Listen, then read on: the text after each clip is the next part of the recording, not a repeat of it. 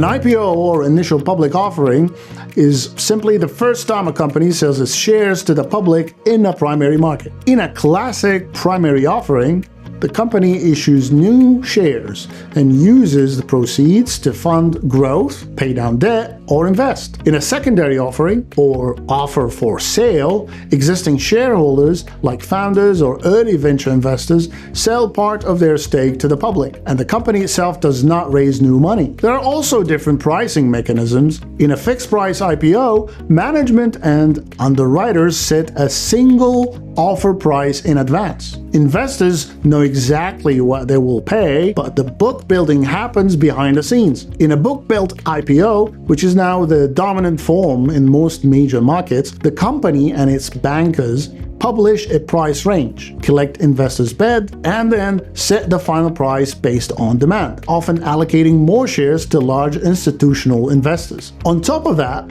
you have variations like direct listings, where companies list existing shares without raising new capital, and follow-on offerings where already public companies issue additional stock, what some regulators call additional public offerings. Against that backdrop, let's look at the biggest, loudest IPO we've seen so far: SpaceX. In 2026, SpaceX became the most talked about IPO on that planet. According to multiple reports, including the New York Times and specialized market coverage, SpaceX priced its shares at around $135, raising roughly $75 billion and implying a valuation near $1.77 trillion. That made it the largest IPO in history by proceeds, surpassing previous records held by names like Alibaba. What's striking is how quickly SpaceX moved from filing to listing. Reuters reported in mid-May 2026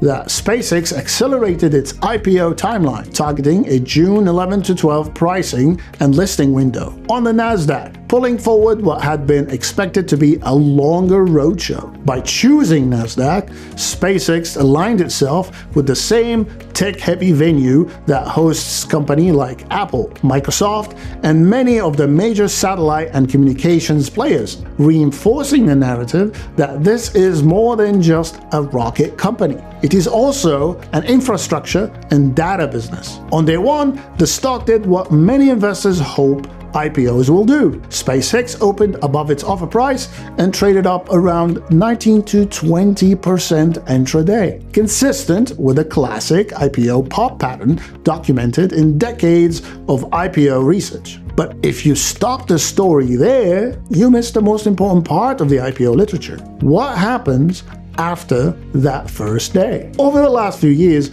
both regulators and researchers have updated their IPO statistics, and the picture they paint is very consistent with earlier academic work: short-term enthusiasm, long-term dispersion, and average underperformance. On the descriptive side, the U.S. Securities and Exchange Commission now publishes quarterly IPO statistics covering 2024 and 2025. This includes total counts and proceeds overall. Those data show that the U.S. market saw a clear rebound in IPO activity in 2025, confirmed by industry trackers like Renaissance Capital and consulting firms such as Ernst & Young and Deloitte, which highlight that larger deals have driven most of the recovery in issuance. The more interesting question is performance. A 2021 study from Nasdaq looked at companies that came public between 2010 and 2020 and tracked their returns up to 3 years after the IPO. They found that while the average first-day return, the so-called IPO pop, was strongly positive,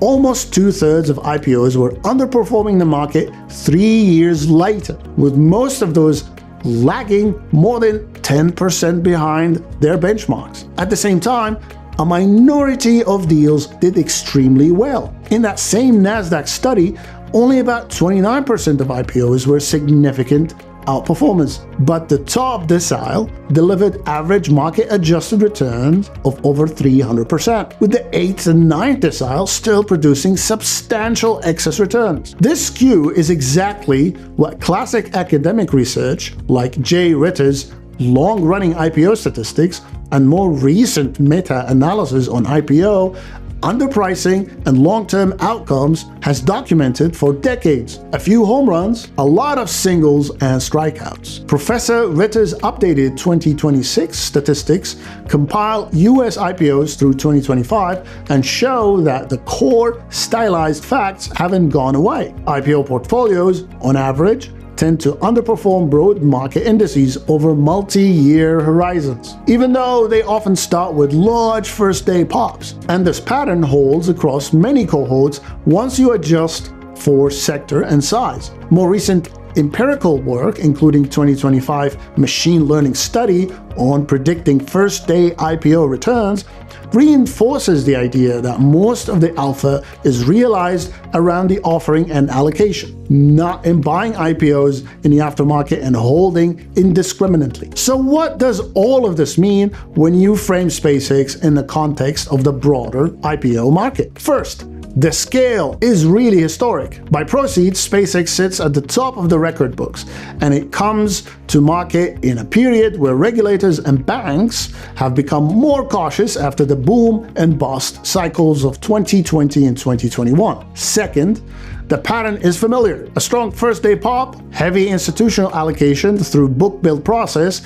and a narrative that this time might be different because of the company's unique business model and scale. The sober view from the data, though, is that investors should separate the company story from the IPO mechanics. Studies over the last 3 years consistently show that most IPOs do not beat the market over several years, and that a small cluster of big winners drive the average. SpaceX may or may not turn out to be one of those winners, but the evidence suggests that simply chasing every high-profile IPO because of the first-day pop is not a reliable strategy. So the next time you see a headline about the biggest IPO ever or the next SpaceX, remember what the data say. IPOs are a powerful tool for companies and a fascinating laboratory for finance. But history and the most recent statistics tell us that the combination of hype, underpricing, and long-run underperformance is still very much alive. If you found this helpful,